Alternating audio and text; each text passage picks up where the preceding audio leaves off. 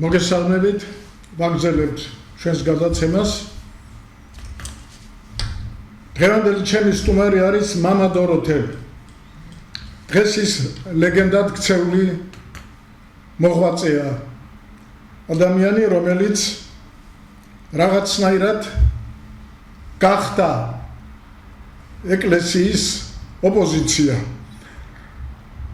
და ამ დროს საზოგადოების დიდ ნაწილს და პირადად მე ვისაც ვიცნობ ჩემს ახლომლობაში, ყველასთვის ის არის დღეს გმირი. და სამწუხაროდ არის გმირი, სამწუხაროდ, იმიტომ რომ როდესაც კაცი ოპოზიციურ აზრებს გამოთქვამს, ეს უკვე გმირობად იქცა თავისთავად, იმიტომ რომ იმ ხელად დაწოლა არის ხელისუფლების მხრიდან და სამწუხაროდ ეკლესიაც შეუერთდა ხელისუფლებას აი ამ საქმიანობაში, როდესაც ნახავს ვიღაცა, რომელიღაცა მოღვაწე სასულიერო პირი არ ეთანხმება ზოგადად მიღებულ პოზიციას, ესე იგი ის უკვე თავის მოწინააღმდეგედ მიაჩნია. მე ბოლო გადაცემა მქონდა ახლახან ბატონ გრიშიკაშვილთან, პროფესორთან ჩვენ ვილაპარაკეთ ბევრი და ხაზი გავუშვით იმას, რომ ცნობილი ფაქტია, ძალიან ბევრ ცნობილ პოლიტიკოსებს ეს ნათქვამი, თუ ხელისუფლება მოგეწონება, ესე იგი შენ ექიმთან უნდა წახვიდეო. არ შეიძლება ხელისუფლება მოგწონდეს და არა იმიტომ, რომ ეს დიდი ცოდვა, საქმე იმაშია, რომ ხელისუფლების მოვალეობა არის ქვეყნის მართვა. მართოს ის უნდა კარგად და როგორაც არ უნდა კარგად მართავდეს, ყოველთვის არის რეზერვი კიდე უკეთესად გააკეთო და ის კიდე უკეთესი რო გააკეთო, ამისთვის მას უნდა მისცე შენიშნა, რომ არა ასე კი არა, ასე ჯობია. ესე იგი უნდა აკრიტიკო, ესე იგი ხელისუფლების კრიტიკა დემოკრატიული მმართველობის პირობებში ეს არის ნორმალური დადგენილი წესი ნორმალურ ქვეყნებში. რატომ არის ეს ჩვენთან ასე მიუღებელი, ესე იგი გაუგებელია, მით უმეტეს რომ უკვე ფაქტიურად, ზვიადის დავანებოთ თავი, ძალიან ცოტა პერიოდი იყო და ძლივს, ესე იგი ის 1 წელი გაძვდა გადავაგდეთ და აი მერე 3 მოვიდა, შევარდნაძე, სააკაშვილი, ბატონი ბიძინა და დღესაც ის არის და სამივე ხელისუფლება ერთნაირი მეთოდით, ესე იგი დამორჩილების, დაშინების გზით აპირებს ქვეყნის მართვას და ამ დროს არ გამოდის ეს კარგად. ჩვენ მივდივართ უკან, ჩვენი ერთსულ მოსახლეზე გამომუშავება რეგიონში ვართ უკანასკენ ბოლო ადგილზე, ჩვენი მოსახლეობა ემიგრანტების რაოდენობა ასევე დაუშვათ 1000 კაცზე რეგიონში ყველაზე მაღალია, ყველაზე მეტი ჩვენგან გადის პროპორციულად, პროცენტულად, ასევე ესე იგი მცირდება სიცოცხლის ხანგრძლივობა საშუალო. ახლა მე არ მოვიყვან ბედნიერების რეიტინგში, რომელი ვიქნებით, სადაც ეს მოწინავე ქვეყნების სხვათა შორის არსად არ არის იმ 10 საუკეთესო რეიტინგში, ბედნიერება, გამომუშავების უნარი, ჯანმრთელობის დონე და განათლების დონე, ის ამერიკა და გერმანია და ბრიტანეთი კი არ არიან მოწინავე ქვეყნები, არიან შვედეთი, ფინეთი, ისლანდია, იაპონია და ასე შემდეგ. ის 10 ქვეყანა ყველა რეიტინგში პირველ ათეულშია. და არცად ესე იგი ეს დიდი ქვეყნები არ არიან. ამიტომ ჩვენი მიზანი უნდა იყოს აი ამ 10 ქვეყნის მაგალითი, რომ ჩვენ შევქმნათ და ეს მხოლოდ და მხოლოდ სრული დემოკრატიზაციის პირობებში არის მისაღწევი. ქვეყანა ვითარდება, როდესაც არის ნორმალური სიტუაცია. ნორმალური სიტუაცია ნიშნავს კონკურენტულ გარემოს, სადაც უკეთესი იმარჯვებს, უკეთესი ხელმძღვანელი გადის, იმას თუ რაღაცა შეეშალა, ეგრევე საზოგადოება გადაირჩევს და უკეთესი მოვა, ჩვენთან დაეპატრონება ერთი და ესე იგი მე ვერ იქნა და ვერ გადავაგდეთ. აი ასეთ სიტუაციებია. მოკლედ, მამა დოროთე, დღეს მე უკვე გითხარით, რომ აი რეგიონში ვიყავი ორბეთში იქ 40-ია ერთი ძალიან კარგი ადამიანი ჩვენი წევრი იყო, ჩვენი მხარდაჭერი იყო და ვიღაცას უთხარი რომ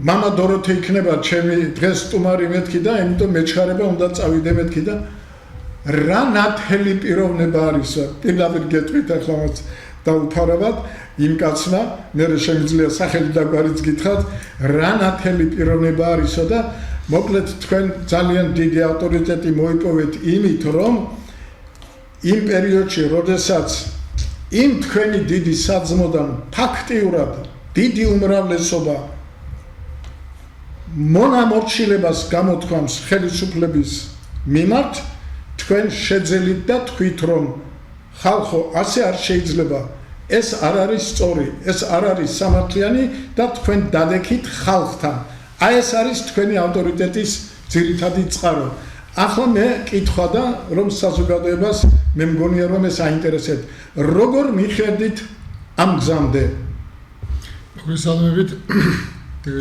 თქვენს მსმენელს მაყურებელს თქვენ ახსენეთ კარგად რომ ყველა ადამიანი საქართველოში ვინც მოდის ყველა ცდილობს რომ სკამი მიიტაცოს ამას ვადორი ბიძინაც ხედავდა და როდესაც ის პრემიერობიდან მიდიოდა მან თქვა ესეთი რაღაცა მე მინდა საქართველოში დავნერგო ისეთი კულტურა რომ ქართველი მეთაურები სკამს რომ არ ეჭიდებოდნენ სკამის დათმობა ადვილად შეძლო ეგ სიტყვები აქვს ნათქვამი და ამიტომ მე ვთმობ სკამს იმისთვის რომ ეს საოცარი სიტყვებია საოცარი და სინამდვილეში აღმოჩნდა რომ ყველა სკამი სახში წაიღო ოპოზიცია ხომ მოსყო მაგრამ ერი გაიხადა ოპოზიციად აი თქვენ მზანეთ რომ ეკლესიის ოპოზიცია გახთაო მე ეკლესიის ოპოზიცია კი არა ეკლესიაში შესახლებული იმ ჯგუფის ოპოზიცია გავხდი რომელმაც ეკლესიას თავისი ფუნქცია დაუკარგა საერთოდ როგორ არის იცით აი როცა ერს უჭირს მაშინ ერი ყოველთვის რაღაცას კარგავს მაგრამ რაც გააჩნია იმას აფარებს თავს აი მაგალითად იყო დრო რუსეთამდე ჩვენ მეფობას კარგავდით მეფეები არ ყავდა მთავრები მართავდნენ მაგრამ ხან ეკლესია იყო თავშესაფარი ეროვნული თავშესაფარს გულისხმობ ერის არსებობის თავშესაფარს ხან ეს იყო ენა და ასე შემდეგ რუსების შემდეგ რუსებმა ჩვენ წაგვართვეს სახელმწიფოებრიობა მეფობა ეკლესია და წაგვართვეს ყველა თავშესაფარი რაშიც ჩვენ ეროვნულობას გამოვხატავდით და მათ შორის ენა დაგვჭა ერთადერთი სარწმუნოება ესეც იმის წყალობით რომ თვითონაც მართლმადიდებლები იყვნენ მაგრამ დაგვჭა ისეთი მართლმადიდებლობა როგორც რუსებს წარმოედგინათ ეს მართლმადიდებლობა და თავისთავად ეკლესიაც წაგვერთვა იმიტომ რომ ვინც ცოტათი ხმას ამოიღებდა და ეროვნულს იტყოდა ის ყველა ან გადასახლებაში იყო როგორც კირიონი როგორც ამბროსი და ყველაფერ რაშიც შეგვეძლო აი თავშესაფარის ქონა ყველაფერს გვართმევდნენ კომუნისტების დროს რა მოხდა კომუნისტების დროს შეგვინარჩუნდა ენა მაგრამ სხვა თავშესაფარი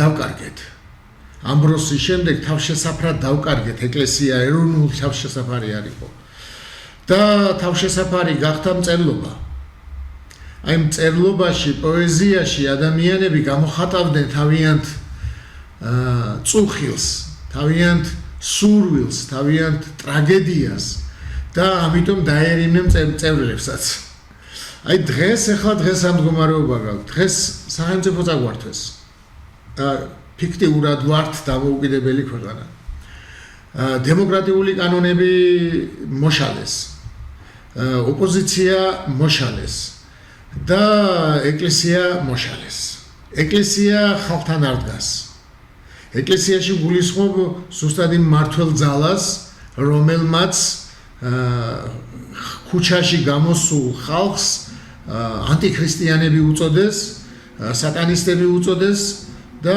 აქედან გამომდინარე აღმოჩნდა რომ მათთვის ქრისტიანები იყვნენ მხოლოდ ბიძინა და მისი რასმი. ეს დამოკიდებულება არის ზუსტად ის, რაც ეკლესიას პოვს, ეკლესიის ფუნქციას პოვს ერში, თორე თვითონ ეკლესია როგორც ასეთი, კი ბატონო, იქ მონათლულია, იქ ჯვარდაწერილია, იქ ნაკურთხი ხორცია და ასე შემდეგ, ქრისტეს სისხლი და ხორცია, მაგრამ ერმა დაკარგა თავისი ეროვნული თავშესაფარი ეკლესიაში და ეს ერი, ვისაც ეროვნულობა უნდა, ვისაც თავისუფლება უნდა, ვისაც დამოუკიდებლობა უნდა და ვისაც უნდა რომ თავისი თავი მას ეკუთვნოდეს, ყველა ქუჩაში აღმოჩნდა. და ამიტომ აღმოჩნდი მეც ამ პოზიციაზე. აღმოჩნდი მეც ქუჩაში.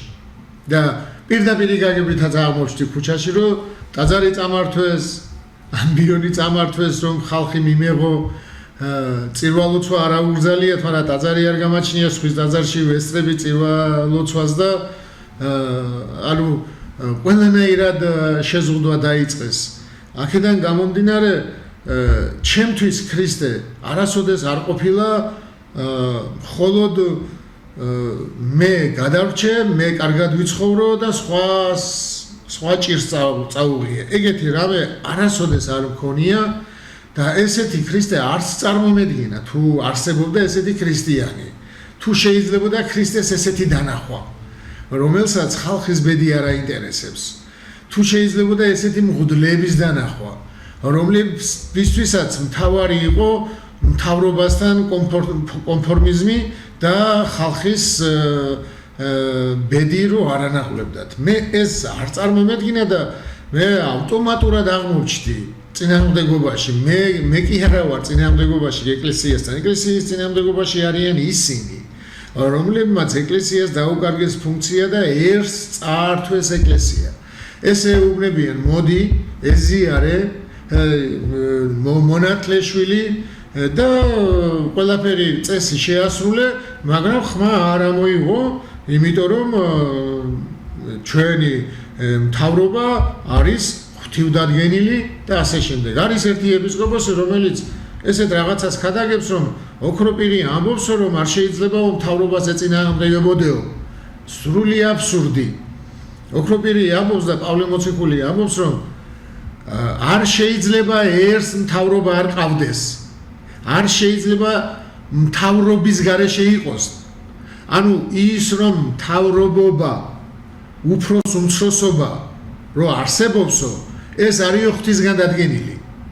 ღმერთისგან არის დადგენილი, რომ ვიღაც მამაა, ვიღაც შვილია, ვიღაც უფროსია, ვიღაც უმცროსია. ასევე ვიღაცა მეფეა, ვიღაცა ბატონია, ვიღაცა მუშაა. ეს ღვთისგან არის დადგენილი. ამას ამბობს და არა იმას, რომ ნერონი რომ ღვთისმიერი კაცი იყო და ღვთისმიერი მთავრობა მეფე იყო და არც იმას რომ ბიძინა რომ ის არის ღვთისგან მოვლენილი კაცი. არა, რა თქმა უნდა. მთავრობა რომ ერს მთავრობა ყავდეს, ამას ამბობს ოქროპირი და თვითონ ოქროპირი დაუპირისპირდა ცხოვრებით. წმინდანები არ იყვნენ ის ადამიანები, რომლებიც ასწავლიდნენ და არ აკეთებდნენ. წმინდანები, აი იოანე ოქროპირი მაცხოვრის მათესახარებაში წერია, რომ ქრისტემო გახსნაო ბაგეები და თქვაო, ნეტარიყვნენ ღარიბნი, ნეტარიყვნენ გლოვიარინი და ნეტარებები. და აი რატო წერიაო, რომ გახსნაო ბაგე? აღაღო პირი თვისი ძველ ქართულად ესე არის. იმიტომ წერიაო ასე, რომ ქრისტეს პირის გახსნაც, ქრისტეს დადუმებაც, ქრისტეს დაჯდომა, ადგომა, მისვლა, მოსვლა, ყველაფერი სწავლება არისო. ანუ როდის საუბრობდა და როდის არ საუბრობდა, ეს სწავლებაა. მარტო სიტყვა კი არ არის ქრისტეს სწავლება, ქრისტეს მოქმედებაა სწავლება. ჯვარცმამდე ქადაგებდა, ასწავლიდა, არ ჩუმდებოდა და როცა ის ჯვარზე მიყავთ, სულ რამოდენიმე სიტყვას ამბობს. ჰეროდეს ხმას არ გასცემს, ჰეროდე რომელმაც იონე მოკლა ხმარ გასცა ეკითხებოდა მრავალ რაღაცას ხმარ გასცაო პილატეს უთხრა რამოდენიმე სიტყვა ჩემი თავი ვინც შენ გადმოგცა იმათ უფრო მეტი ბრალი აქვსო ამიტომ ყოველი მოქმედება ქრისტესი და ყოველი მოქმედება წმინდანის სწავლებაა და ამიტომ იოანე ოქროპირზე როგორ შეიძლება თქვას ეპისკოპოსმა რომ ის ამბობს რომ თავრობას არ შეეწინააღმდეგოთო თავრობის შეწინააღმდეგება არ შეიძლება როცა თვითონ იმპერატორს შეეწინააღმდეგა დედოფალს შეეწინააღმდეგა და დედოფალი ამხილა დედოფალის მხილების გამო ჯარი გამოგზავნა დედოფალმა ოქროპირის შესაყრობად ოქროპირს უთხრეს რომ ჯარი გამოგზავნა შენ შესაყრობადო ტაძარში იყო ხალხთან ერთად იყო ბევრი ხალხი შეიკრიბა და ოქროპირმა იცოდა რომ ჯარი და ხალხი დაუპირისპირდებოდა ერთმანეთს ამიტომ ადგა და უკანა კარიდან გაიპარა რომ სისხლის ზღვა არ მომხდარიყო იმიტომ კი არ გაიპარა რომ სიკვდილის ეშინოდა არა იმიტომ გაიპარა რომ ხალხი არ დაპირისპირებოდა ჯარს და ხალხი არ დაეხოცათ ამის გამო აი ეს მისი გაპარვაც სწავლებაა მისი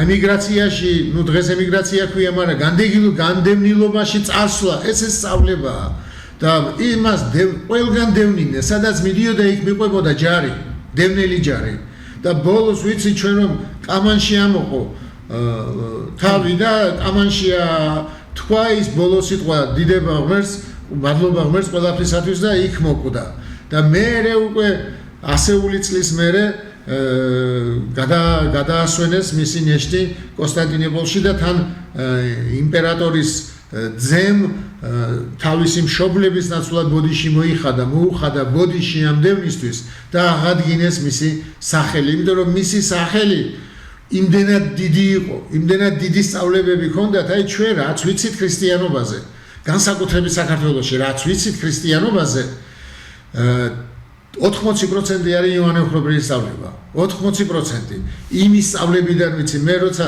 ერში სანამ სემინარიაში ჩავაბარებდი რასაც მასწავლიდნენ და სანამ ოქროპირს წავიკითხავდი რასაც მასწავლიდნენ მე აღმოვაჩინე როცა ოქროპირის სწავლა და განმარტებების კითხვა დავიწყე აღმოვაჩინე თურმე ოქროპირიდან მესაუბრებოდნენ თურმე ოქროპირი მესაუბრებოდა მაშინაც როცა მას არ ვიცნობდი იმიტომ რომ ყველაზე დიდად ცნობილი არის ოქროპირი საქართველოში და მისი სწავლებები ძველთაგანვე რადგან ექვთიმემ ათონელმა თარგმნა მისი ორი სახარების განმარტება მათესი და იოანესი და ამიტომ ოქროპირის სახეა და დღეს ეს მღვდელმთავრები და მღვდლები ისე ახებენ თავრობას ბიძინას და რომელ ბიძინას იცით რომელმაც პატრიარქი შეურაცხო პატრიარქზე თქვა რომ მას ეშლებაო მან შეიძლებაო თქვასო მაგრამ ჩვენ არ დაუჯეროთო და იქო და ძალიან ცუდი რაღაცები ხდებაო ეკლესიაში და ამაზე არ უნდა დავდუმდეთო ჩვენ ხმა უნდა ამოვიღოთო ჩვენ და უნდა თქვათო და შევეწინააღმდეგოთო მერე პატრიარქები გაურცელეს და მერე როცა ეპისკოპოსებმა პატრიარქი დაიცვეს და მართალგზაზე დადგნენ იმ ეპისკოპოსებს კრებსები გაურცელა სადაც მიწასთან გაასწორა პიროვნულად მიწასთან გაასწორა და აი ეს ეპისკოპოსები მათგან ზოგიერთი და მღვდლები თურმე ბიძინა ყოფილა ხსნელი აქებენ ახლა და ადიდებენ აქ უნდა ადიდონ თურმე მე ვერ ვძვი პატრიარქს და ბიძინა პატრიარქს წყალობს და პატრიარქი უყვარს თურმე დიტო სამხარაძე ბიძინას აქებს და მე რომ ბიძინაზე რაღაცა ცუდი კი არ თქვი სიმართლე ვთქვი აი ამაზე გოთვერანს მეძახის მე უფეშიო მე დიტო სამხარაძე დასვა სვეტიცხოვლის საპატიო სუფრაზე საპატიო ადგილას რომელიც კაცი რომელიც თავრობის წევრია და არქიმანდრიტ ეძახის გოთვერანს და მოსაყრე ამას საპატიო ადგილას სვამს სვეტიცხოველში ეს არის როგორი შეერთება იცით ეკლესიასთან აი არაფერი რო წმინდა არ დარჩა აი ასე დღეში ვარ აი ამ დღეში აღმოჩნდი მე ამ დღეში აღმოჩნდა ხალხი და ამ დღეში აღმოჩნდა ეკლესიის ის ჯგუფი და არა ცოტა ჯგუფი, იქ არ არის მარტო დეკანოზები, ეპისკოპოსებიც არიან, რომლებიც დაარჩნენ ზოგი მთავრობის მახებრად, ზოგი მდუმარებაში. და მდუმარებითაც გასცემენ ქრისტეს. აი ეს არის ჩვენი მდგომარეობა. ძალიან საინტერესო ლექცია წამიკითხეთ პირადად მე. მე არ ვიცოდი რომ აი ცალ-ცალკე ეპისკოპოსებზეც რომ იყო ასეთი ზეწოლა. მე ერთი პატარა ეპიზოდი მინდა გავიხსენო, აი კოვიდამდე ჩვენი მეცნიერთა კონგრესის წევრებმა დაიქირავეს მანქანა, ავტობუსი და 30-40 კაცი, მათ შორის იყვნენ ცნობილი პიროვნებები, მაგალითად იყო აი ახლა ლიტერატურული საქართველოს რედაქტორია ღებელი, ჯუპა ღებელი,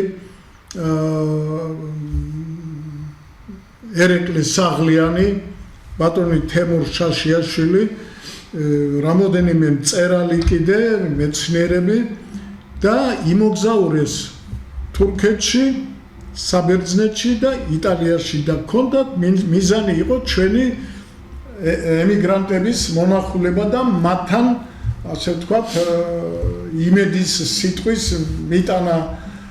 აი ეს შეხვედრები შედგა და ჩვენ როდესაც დავაპირეთ აი ამ პროგრამის განხორციელება, შევხვდით ერთ მაღალ ჩინოსანს ეკლესიიდან, მაღალ ჩინოსანს. მოეწონა, გაუხარდა, იქო ჩვენი წარმომადგენლები გვყავსო საბერძნეთში, იტალიაში, ესე იგი საპატრიარქოს ყავს თავისი წარმომადგენლები. და ჩვენ მათო გავაფრთხილებთო, რომ თქვენ ჩადიხართ და რომ მოგაქციონ ყურადღება. ნუ ჩვენ მადლობა უთხარით, მეც ვიყავი და ორი კაცი, ბატონ თემურ შაშიაშვილი და წავიდნენ, მე არ გავყოლილ ვარ, იმიტომ რომ რაღაც მიზეზის გამო წავიდნენ და დაბორულეთ და მეკითხები, აი ჩვენი ეკლესიის წარმომადგენლებთან გქონდათ, არსად არც ერთი არ გვინახავს. ესე იგი ჩვენ ამ ბატონისთვის რო არ გვეთქვა, ის იმათ არ გააფრთხილებდა, ჩვენ ერთი გვითხრა, მაგრამ იმათ დაურეკა. ანდა შეიძლება აქ მთავრობის წარმომადგენლებს მოახსენა რომ ესენი მიდიან და ამათ უთხრეს დაავალეს რომ ასე ქენით და ესე იგი საწინააღმდეგო ეფექტი მივიღეთ. არც ერთი ჩვენი წარმომადგენელი ეკლესიის იმ ქვეყნებში აქედან ჩასულ ამისთანა სერიოზულ დელეგაციას არ შეხვდა და პირიქით იმუშავეს იქაურ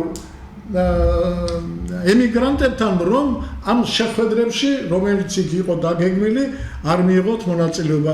ნუ იქ მაინც მიიღო ბევრმა მონაწილეობა, მაინც იყო ძალიან სასარგებლო ეს მოგზაურობა, მაგრამ ფაქტი ეს არის, რომ ეკლესიამ, ქართულმა ეკლესიამ აქედან თბილისიდან ჩვენ ხელი შეგვიშალა, რომ ჩვენი იქ მოგზაურობა ყოფილიყო კიდევ უფრო ეფექტური. ახლა ეს სამწუხარო ფაქტია და მართალ გითხრათ, მე თვითონ არ გამპირვებია, მაგრამ იმიტომ რომ ნუ მე ცოტა ბუნებით ოპოზიციონერი ვარ, ყოველთვის ასე ვიყავი კომუნისტების დროს, კომკავშირების დროს, კომკავშირში, ესე იგი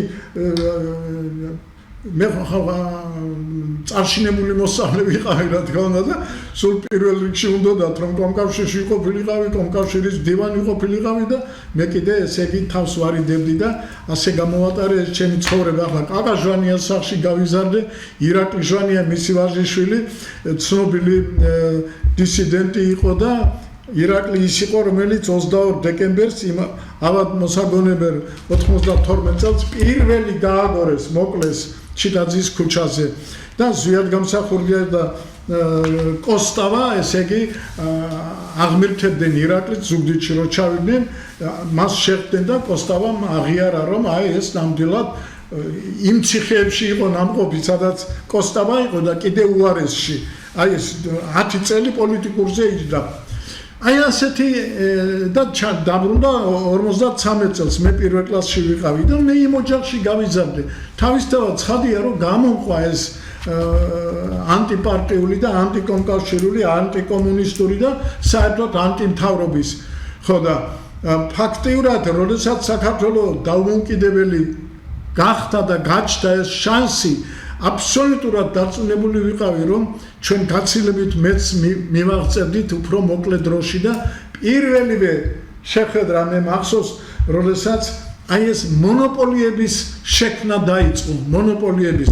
მე ყაზახეთში მუშაობდი დიდხანს და კარგი ნაცნობობა მყავდა, ახლა პრემიერ-მინისტრის დონეზე მიცნობდნენ, ჩემი ნამუშევარი დანერგილი იყო რამოდენიმე რესპუბლიკის წამყვან ობიექტებზე, ატომური მრეწველობის ობიექტებზე და ამიტომ საკმაოდ ცნობილი პიროვნება ვიყავი და ეს კავშირები მერე გამომადგა და მქონდა შანსი რაღაცების აქ შემოტანის და ქსელში, ასე ვთქვათ, იმ კონკურენციის პირობებში უკეთესი პირობებით შემომეტანა. პირველი რაც შემომიტანა, კიტოვანმა იყო მაგას თავი დაანებოსო. ესე იგი ეს სფერო იყო მისი, იქ მერე მეორე სფერო და ახლა ყველა სფერო, ბარკლის შემოტანის სფერო, ქვილის შემოტანის სფერო, რა ქვია, ხალხის და ნივრის ყველა ამ სფეროს ბატონ პატრონები პარლამენტში ზიან და ისინი არიან ის მილიონერები, რომელიც ვითომ ჩვენ გვმართავენ.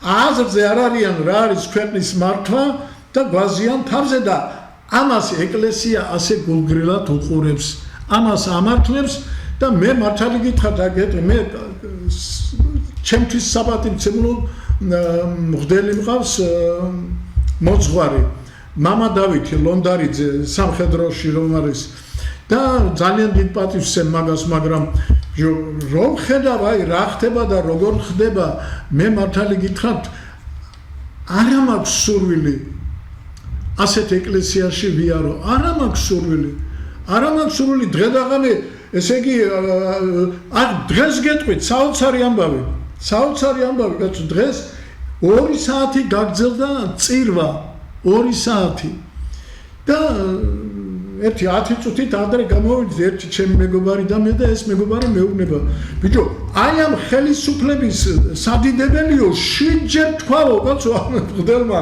7-ჯერ, რატომ 2-ჯერ არ ეყოფოდა, 3-ჯერ არ ეყოფოდა, ეს 2 საათი იმიტომ გამოვიდა, რომ ამისი 7-ჯერ თქვა, იმისი მთავრობის სადიდებელი ამდენი მღვდელმთავრების ადგილობრივი მღვდელმთავარის მეუფის სადიდებელი კიდე ასე რა მოხდა, ესე იგი ვამონებთ ხალხს, ეს ყველაფერი საზოგადოების დამონებისაკენ არის მიმართული, იმიტომ რომ შენ მოწიწება გაგიჩინონ და დაგაბრმაონ და არანაირი კრიტიკული აზრი შენ რომ არ არიჩეს და კრიტიკული აზრის გარეშე და აი მე ფიზიკოს კიბერნეტიკოსი ვარ, კიბერნეტიკის მთავარი პრინციპი რა არის?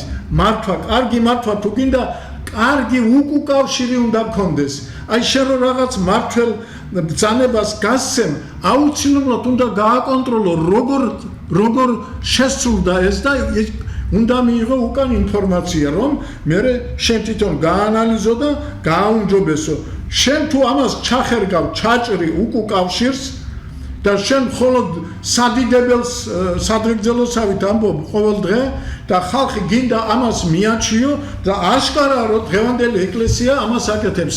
მიაჩვიოს უნდა რომ აი ხელისუფლება ასეთი კარგია, ესე იგი მისი კრიტიკა არ შეიძლება. მე დღე და ღამე მაგაზე უნდა ვილოცო, არ შეიძლება ასე, ჩვენ უკან მივდივართ. ახლა თქვენ რაც თქვით, ფაქტიურად მე მიპასუხებთ, ესე იგი იმ სიტუაციაზე, რომელიც არსებობს დღეს ეკლესიაში და ქვეყანაში შედავთ ხედავთ. რაში ხედავთ გამოსავალს? გამოსავალს ჩვენ ახლა ისტორიას თუ დავყებით, ჩვენ ვიცით დავით აღაშენებელმა რაც გააკეთა. ახლა ჩვენ ქუსლებს ვერ დავჭრით ვერავის და ვერ ჩამოვახჩოთ, მაგრამ დღევანდელ პირობებში აუცილებლად უნდა იყოს გამოსავალი, ხო? აი ჩვენ მეცნიერები ხედავთ გამოსავალს და ეს დაწერილი გვაქვს დოქტრინაში, დაწერილი გვაქვს 21 პუნქტიან პროგრამაში, დაწერილი გვაქვს უამრავ სხვა დოკუმენტებში, ერთ-ერთი არის ეროვნული თანხმობის პარლამენტის შექმნის კონცეფცია, რომელზეც ჩვენ კიდე გვექნება საუბარი და სიამოვნებით მოგიწევთ იმ პრეზენტაციაზე და ბევრი დოკუმენტები გვაქვს შექმნილი. საქმე იმაშია, რომ ჩვენ ერთნაირად გვბლოკავს როგორც სახელმწიფო მასმედია, ასევე ოპოზიციური. ეს ოპოზიცია გუშინდელი ხელისუფლება იყო, ხომ? ეს ნაციონალები ამაზე უარესები იყვნენ, უფრო სისხლისმელები და უფრო თუმცა ამათ გადააჭარბეს რაღაც სხვა მიმართულებებით. ამიტომ ესე იგი, აი მართალი სიტყვა, მართალი იდეა, მართალი ქადაგებელი მას არ აქვს ტრიბუნა და ვერ გავდივართ. ჩვენ შევხვდით ქალბატონ ბერძენიშვილს, მაუწყებლის დირექტორს, ძალიანაც ეთყობა მოვეწონეთ და შეგვპირდა რომ ჩვენ გვექნებოდა თვეში ერთი დღე მაინც ერთი საათი რომ გამოვსულიყავით და ეს ჩვენი იდეები, ჩვენი გეგმები, ჩვენი მოსაზრებები გაგვეზიარებენ ხალხისათვის, მაგრამ ეთყობა იქ მე თავმჯდომარეს მაღლაკელიძეს უთხრა, მაღლაკელიძემ ალბათ ბიძინას უთხრა და დაბლოკეს და ეს 3 წლის წინანდელი ამბავია თუ 4 წლის და იმის შემდეგ ჩვენ არავინ.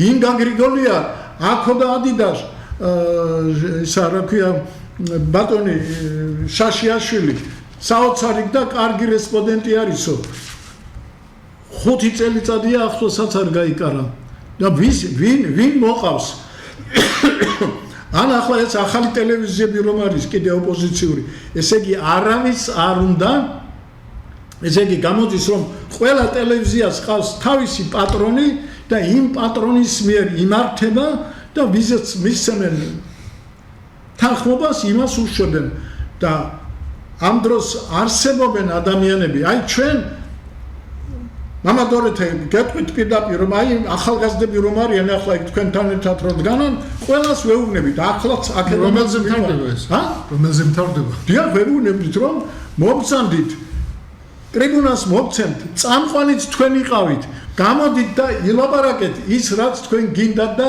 როგორ ხედავთ გამოსავალს რასაც იქ ტრიბუნაზე ამბობთ აქედანაც თქვით რომ მეტმა გაიგოს და უფრო პოპულარულები გახდით ნუ ჯერჯერობით ვერ მივაღწია მაგრამ ფიქრობ რომ მივაღწევ თქვენც დაგიხმარიებთ ამ საქმეში რომ ამოქმედოთ ეს არხი ეს შესაძლებლობა რომ ჩვენ უკეთესი აზრი ვისაც აქვს იმას მივცეთ საშუალება გააზიაროს ეს აზრი და მოიმხოროს საზოგადოების დიდი ფენები იმისათვის რომ ჩვენ შევძლოთ ეს უზურპირებული ხელისუფლება დაუბრუნოთ საზოგადოებას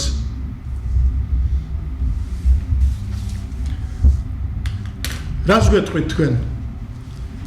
რის შესახებ? ყველაფერი გამოსაყენებელია იმისათვის რომ ჩვენ გავიტანოთ კი, იმიტომაც პროგრესული იდეები, იმიტომაც მოვედი, იმიტომ რომ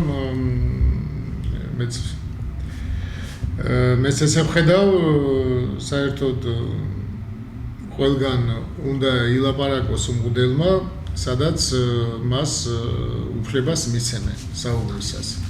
ასევე ეკლესიაში იგივე ის ხდება, რომ ეკლესიის ერთ-ერთმა მმართველმა ძალამ, რომელსაც თავისი ძალაუფლება ეკლესიის ჩაიგდო ხელში, გაყო ტელევიზიები,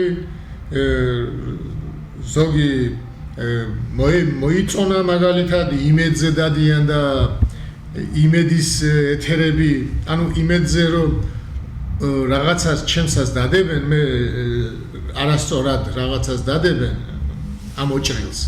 მე შევდივარ იქ იმ იმებში კომენტარებში და ეს ერთ-ერთი იმედის კომენტატორები და ეკლესია ერდონეზეა.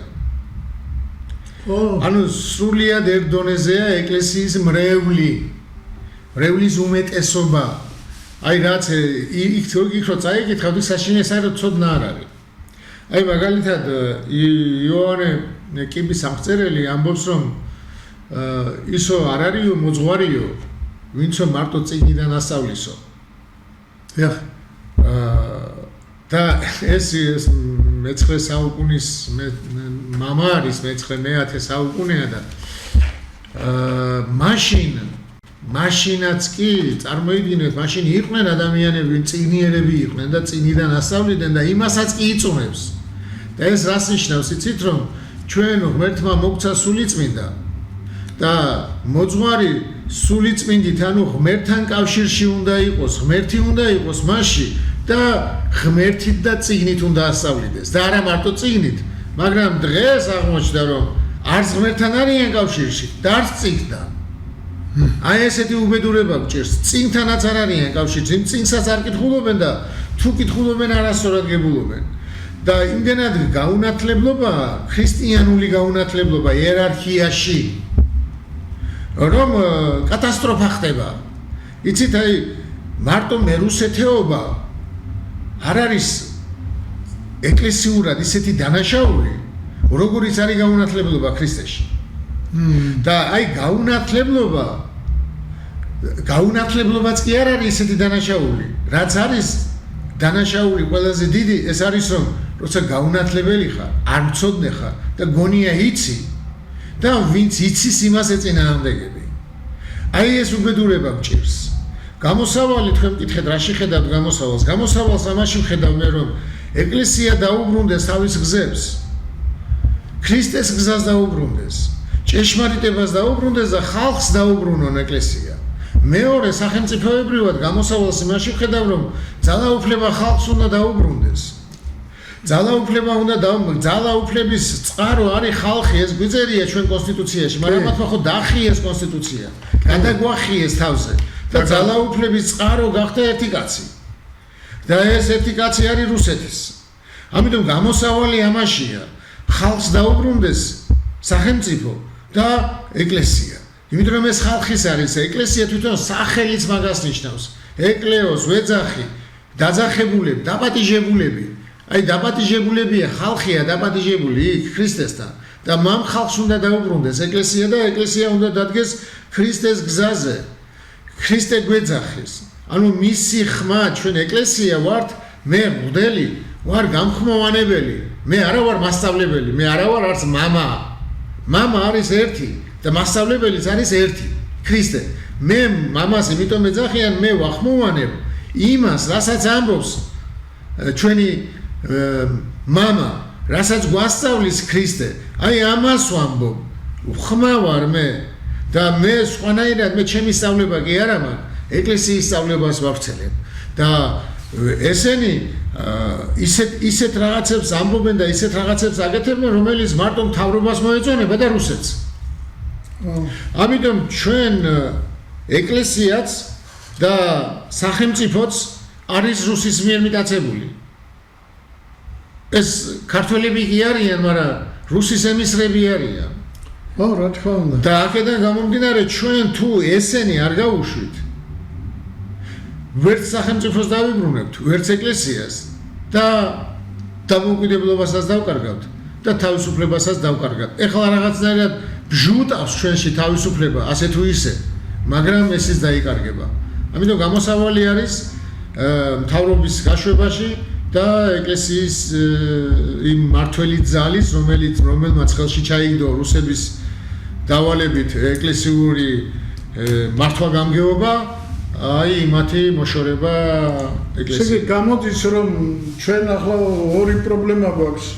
იგივე ეკლესიაში მართველი ძალის გაშვება და სახელმწიფოში, მაგრამ ეს ორივე პრობლემა ერთი პრობლემიდან მოდის. ერთი რუსეთიდან. ესენი შეკრულები არიან რუსეთის მიერ. რუსეთის მიერ, მაგრამ აი როგორ წავართვათ აი ამისთან ამ მღვდლებს და ამისთან ამ იერარქებს მრევლი. ბევრი ხომ ხარს უჭერს? არა, მრევლი მათ არ უჭერს ხარს, როგორც აი ოცნება იძახის რომ ჩვენო ამომრჩეველი ბევრი ყავს, მაგრამ სინამდვილეში არ ყავს ამომრჩეველი ოცნებას. ასევე მათაც არ აყავთ მრევლი. იმათმა კარები ჩაკეტეს და ხალხს არ უშვებენ უკვე საპატრიარქოში და მრევლი მათ არ ყავთ, უბრალოდ მათია ძალაუფლება. როგორც სახელმწიფო ძალაუფლებით მართავს და არა სიმართლით და არა კანონებით, ასევე ისინიც მხოლოდ ძალაუფლებას ეყენებენ და არა კანონებს. კანონებიც კი არ იციან და თავიანთ სასარგებლოდ აკეთებენ რაღაც ისეთ მოქმედებებს, რაც მაგალითად რაც შეეხება ჩვენს დასჯას, იქ მამა ილიას ჯვარი ახსნეს, ანუ მგლობა შეუწყვიტეს, ხო ის აუცილებლად აი გალდავა წირავდეს ღვთის წინაშე და ჯაღმაიძე და ბოტკოველი და არქიმანდრიტი ილიას არ შეეძლოს ერისთვის ლოცვა და ღვთის წინაშე ლოცვა ეს არის კატასტროფა ჩვენი ეკლესიისთვის. ეს გალდავა არის ერთი საფხაზეთიდან ხარ არის. არა და კარგია რომ არ იცნობთ, მადლობა ღმერთს რომ არ იცნობთ, ცოტა უფრო მშვიდად იქნებით. ამიტომ ერთადერთი გამოსავალია ამათ ეკლესიიდან იმათ ვერ გაუშვებ თუ მთავრობა არ წავიდა. ამიტომ არის ისინი სრულიად დარწმუნებულები არიან რომ როგორც კი ოცნება წავა ისინი ეკლესიაში ვერ გაჩერდებიან. არათუ ეკლესიაში საქართველოში ვერ გაჩერდებიან. გასაგებია.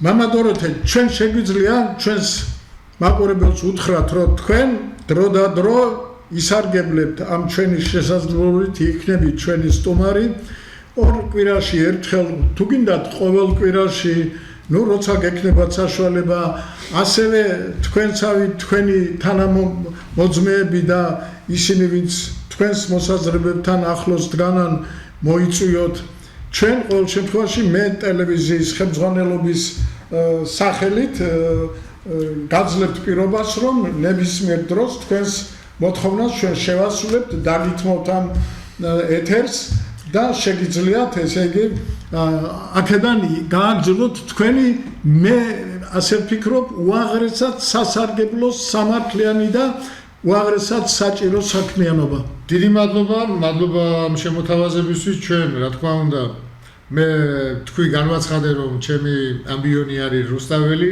და ამიტომ ტელევიზიებმაც YouTube არხებმაც რაღაცები დამითვეს მადლობა თქვენ რომ ამას მთავაზობ და აუცილებლად გავაკეთებთ იმიტომ რომ მე დარწმუნებული ვარ რომ ქრისტეს ხმა აინტერესებს ერს და მე მხოლოდ ვცდილობ ყოველ შემთხვევაში რომ მარტო სიმართლე ვისაუბრო და თუ რამე შემეშლება ჩემი კაცობიდან და ადამიანობიდან და ჩემი სისუსტიდან გამომდინარე და არა ის რომ ქრისტეს სიტყვა რამე დარღვეული და არასწორი, ამიტომ მაგასაც გამოვასწორებ და მე ვცდილობ რომ ადამიანებს აი მიუკერძოებელი ჭეშმარიტება ვაჩვენო, მე ვცდილობ რომ ადამიანებს ვაჩვენო თუ რას და როგორ უნდა ემსახურებოდეს უდელი ერს და ეკლესიას და რა არის ეკლესიური მსახურება, რა არის ერის მსახურება, რა არის ჩვენი მოწოდება.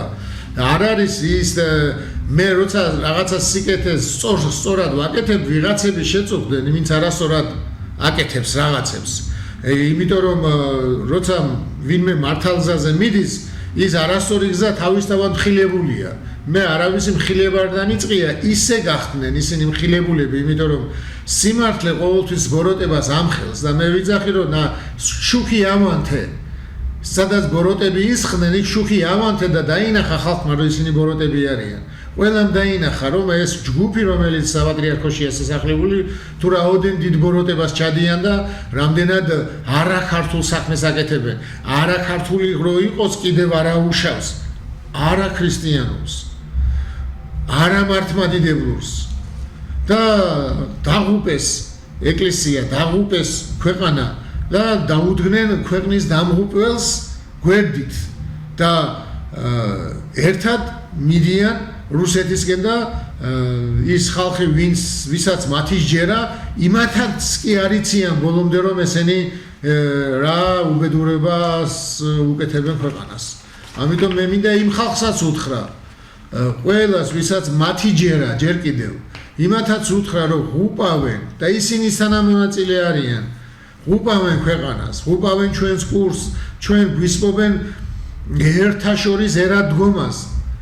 ჩვენ ევროპა, ამერიკა მუდმივად გვეხმარებოდა რუსეთისგან თავის დასაღწევად და აი ზუსტად რუსებმა დაგვისვა მთავრობა 2008 წელს ხომ მოგვიგო მაგან ომი და დაგვისვა ის მთავრობა, რომელი მთავრობაც ისე უზრუნველად, უომრად უშფოთველად მიდის რუსეთისკენ და მიყავს მთელი ჩვენი ქვეყანა რუსეთისკენ, მაგრამ იმედი მაქვს იმ მეპროტესტე ხალხის, რომლებიც რუსთაველზე გამოდიან ყოველდღიურად, რომ არ დათმობენ და ბოლომდე იდგებიან სიმართლის და ჭეშმარიტების მხარეს და საქართველოს თავისუფლების მხარეს. დიდი მადლობა თქვენ გაბედული ადამიანი ბრძანდებით. მე რამოდენიმეჯერ მithქვამს კიდე გავიმეორებ ჩვენ ჭკვიანი ხალხი არ გვაკლია ჩვენ განათლებული ხალხი არ გვაკლია მაგრამ ჩვენ გვაკლია გაბედული ხალხი რომელიც კრიტიკულ მომენტში არ მოერიდება და თუ ის მით უმეტეს პოლიტიკოსია ის აუცილებლად უნდა იყოს გამბედავი და ქვეყნისათვის თავგანწირვაზე წამსვლელი უამისოდ არც ერთი დიდი ქვეყნის გამორჩეული ლიდერი ისე არ მისულა იმ ლიდერობამდე და არ დაუყენებია თავისი ქვეყანა ფეხზე ასეთი თავგანწირვამდე მიდიოდა თქვენ წარმოიდგინეთ ისეთი ლიდერები როგორიც იყო ადენაუერი რომელიც ჰიტლერს ციხეში ყავდა ცოლი იქ მოუკლა და მერე როცა ეს დანგრეული გერმანია პირველი არჩევნები იყო ადენაუერი აირჩიეს და 10 წელიწადში ისევ ძლიერი ქვეყანა შექმნა იგივე გააკეთა დეგოლმა და ისიც ესე იგი ერთი ცნობილი გენერალი იყო და ერთადერთი წინააღმდეგობა შექმნა და ესე იგი ყოველთვის ყოველ დღე ელოდებოდა სიკვდილს გამბედული კაცი იყო ეს ჩვენი კონფორმისტები რომელიც სულ ვიღაცის ფერფერს ქვეშ უნდა იყვნენ და ამას ახერხებენ ლიქნელობით და ესე იგი თავის დახრით ასეთი ხალხი ქვეყანას ვერ დააყენებს ფერზე ჩვენმა საზოგადოებამ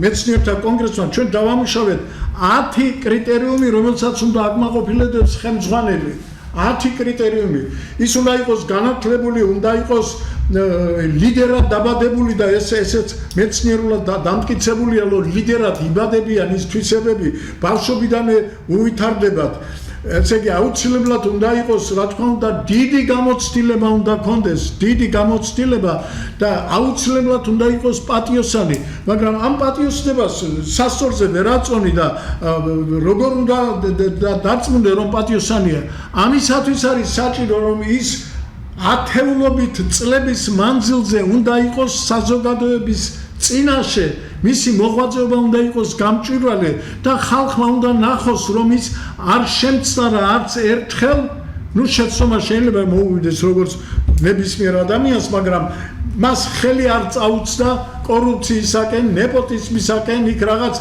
კანონსაწინააღმდეგო მოქმედებისაკენ და აი ასეთ ხალხს უნდა მივცეთ საშუალება მერე უმაღლესი თანამდებობები დაიკავონ. ახლა ჩვენ პარლამენტში რა ბიძინას მოეწონა და მიშას მაშინ თვითფრინავში მოეწონა ვიღაცა გოგო და მოიყვანა პარლამენტში დასვა. იმას გიგეთ რაღაც ვიღაცა მოეწონა მინისტრად დასვა. ასეთმა ხალხმა 35 წელია დაღუპეს ქვეყანა. უნდა რაღაც მეცნიერული საფუძვლებს უნდა ემყარებოდეს ეს ადამიანების შერჩევაც და ერთ-ერთი მთავარი კრიტერიუმი აი ეს რაც თქვენ ბრძანეთ რომ სიმართლე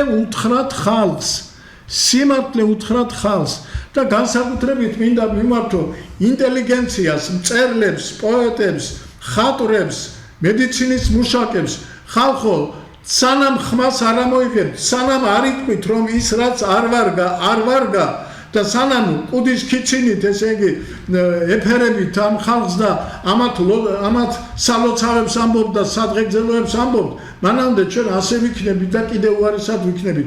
ჩვენ რუსების წინააღმდეგი არ ვართ. ჩვენ რუსი ხალხი და რუსი სახელმწიფო არ გძულს სიამოვნებით მათთან ვითანამშრომლებ.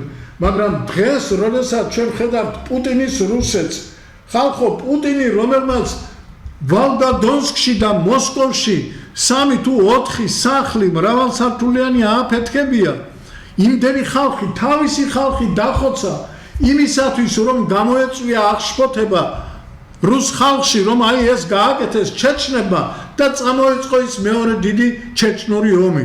აი ამ ხალხს შეიძლება ენდოს შეიძლება პუტინს გადააწყვეტიო საქართველოს ბედი კაცო ამას როგორ ვერ ხვდებით რომ ესე იგი რაღაც ეს საშინელი დანაშაულია ამისთვის ვიბრძვით ჩვენ ამიტომ გეუბნებით რომ მობრძანდით არ მოგწონთ ჩვენი მოსაზრება აქედან აქვე მითხარით რატომ არ მოგწონთ რაში არ გვეთანხმებით წაიკითხეთ ჩვენი დოქტრინა წაიკითხეთ ჩვენი პროგრამა მაინც არა აქვს სხვას არაფერი არც ერთ პარტიას არ აქვს ჩამოყალიბებული მოქმედების გეგმა ყველა იძახის რომ აი აკრიტიკებს არსებულს მაგრამ რითი შეცვლის რის პირობას იძლევა თვითონ ეს წერილობით უნდა იყოს და როცა მოხვალთ ეს უნდა შეასრულოთ. მამონ დოროთე მე მივედი ახლა ჩვენ უკვე რამოდენიმე წუთი დარჩა და მე გითხარით ახლა ბოლო დროებში ყველა სტუმარს ვეუბნები აი თქვენ რომ მოგცეთ ხელისუფლება პირველი 3 ან 5 ნუ 3 უფრო ადვილია 5 დაფიქრება უნდა პირველი 3 ღონისძიება რომელიც დაგაყენებს უკეთეს გზაზე თუ გნებავთ მე თქვენს წინამორბედებმა რა მითხრეს იმას წაგიკითხავთ გნებავთ არა ну მე პირველი კაცი რო ვიყო ამაზე თანაც მე ამას მე წერდა ეს უნდა შევაჯამო ბოლოს ეს 30 კაცის მაგრამ მე რა უნდა გააკეთოს პირველმა კაცმა ამას გეტყვით რომ ჩვენ ეკლესიაში როცა ვლოცულობთ ჩვენს ეპისკოპოსზე პატრიარქზე იქ ვამბობთ რომ ღმერთმა მისცეს მას ძალა მართლმკვეთელობის მართლმკვეთელობა ძველი ქართულია ნიშნავს და სწორ განაწილებას ნიშნავს სწორი განაწილება საზოგადოებაში აი ერში სამართლის სიმდიდრის და თავისუფლების სწორი განაწილება თუ იქნება ძალიან ღარიბებიც რო ვიყოთ ყველა კმაყოფილი იქნება სწორი განაწილება არ ხდება ესაია წინასწარმეტყველი ამბობს სახლს ნუ მიუმატებთო და მეზობელს ნუ შეავიწროვებთო აი როდესაც მთავრობა წარმოიდგინეთ ახლა მთავრობა რომელიც პრემიერ-მინისტრს იჭერს იმის გამო რომ 7 მილიონი თუ რაღაცა სახში აქვს და კიდე უნდა მოიტანოს შეძეხი ხო აი პრემიერ-მინისტრს რომელსაც ხელფასი ჰქონდა არ ვიცი რამდენი მაგრამ 3000 თუ 5000 თუ 15000 არ ვიცი ხო 20 იყო სულ 11 თოთა საიდან მოვიდა ხო აი საიდან ეს არის განაწილება არ ხდება სწორი თორე თუ ქვეყანას ექნება ერთი ტომარა ფქვილი და მეტი არა და ამას ისე გაანაწილებენ რომ პრემიერ-მინისტრს იმდენი შეხვდეს რაც მეორე გაჭირვებულს აი მაშინ ხმის ამომღები პროტესტანტი არ იქნება ქვეყანაში არც ერთი მაგრამ არასწორი განაწილებაა სამართლიანობის ეხლა მიშა ციხეში ზის კოსტუმების გამო ხო თქვენ წინამთავრობაც დაგმეთ მაგრამ სად მიშა რისთვის ზის და ეს რატო დადეს გარეთ მილიონების მომპარავი სად არის სამართალი როცა ახალგაზრდებმა ვიღაცა მოკლეს და გარეთ გაუშვეს და ბიჭები რომლებსაც არაფერი არ გაუკეთებია უბრალოდ თავისუფლება მოითხოვეს ციხეშია სად არის სამართალი როცა მზია მაღლობელმა მოკეცილი ხელი დაარტყა პოლიციელს და ციხეშია 2 წლით და ალბათ შეიძლება კიდე დაუმატონ და ჟურნალისტები მოკლეს ცემით ქუჩაში ბავშვები მოკლეს ცემით გურამ როგავას კისერი მოწყვიტეს არავინ დაჭერილი არ არის სად არის სამართალი ანუ სანამ ქვეყანაში როგორ იქნება აი სამართალი რო არ იქნება და სანამ ქვეყანაში იქნება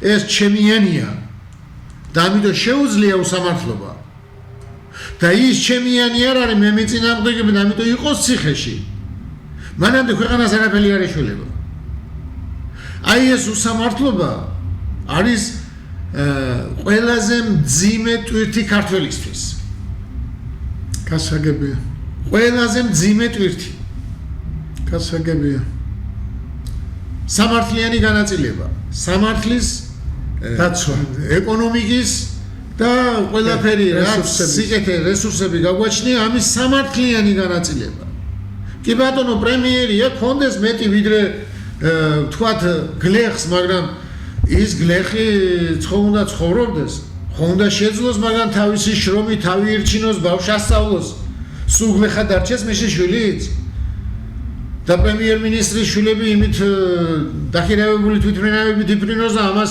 უბრალოდ სხვა ქვეყანაში რო წავიდეს იმის ბილეთის ფული არ უნდა კონდეს? აი ესეთი უსამართლობაა ქვეყანაში. და რა ვიცი ეს მეერი არ ეს ბიზნესმენი მერები და ეს მილიონერი მერები ამ ღარიბ ქვეყანაში და ამ ღარიბ ქალაქში და დადიან რაღაცა იმებით შორტებში აძლევენ იმ ხელა ფულს რაც საჭმელისთვის 1 წელი ეყოფოდა ვიღაცა გლეხს. აი ესეთი უსამართლობაა. და ესენი როგორ შეიძლება ქვეყანას მართავდნენ?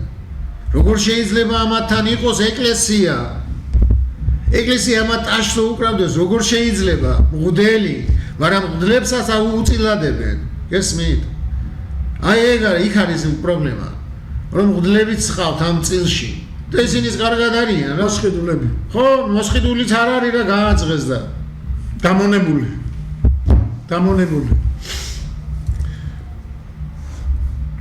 დიდი კაცი ხართ, მამა დორეთე. მე მადლობელი ვარ ღმერთთვის, რომ შემახვედრა იმ დღეს თქვენი თავი და მაქვს საშუალება ესე გელაპარაკოთ. დიდი მადლობა. მადლობა თქვენ საზოგადოებამ რომ გიყურეთ. ჩემი სტუმარი იყო მამა დორეთე და მისი მართალი სიტყვა აბსოლუტურად თანხვედრაშია ჩვენი მეცნიერთა კონგრესის პოზიციასთან, აზრებთან და ჩვენ ალბათ გავაგრძელებთ თანამშრომლობას. თქვენი და თქვენი ქვეყნის და ჩვენი ქვეყნის საკეთილდღეოდ. კარგად ზანდებოდეთ. ამინ.